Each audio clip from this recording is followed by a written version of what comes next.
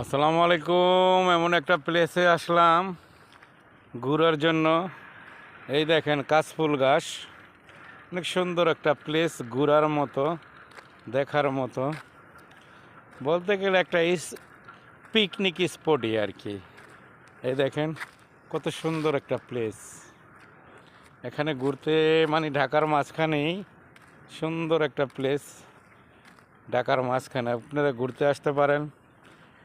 খুবই নিরিবিলি প্লেস, সুন্দর।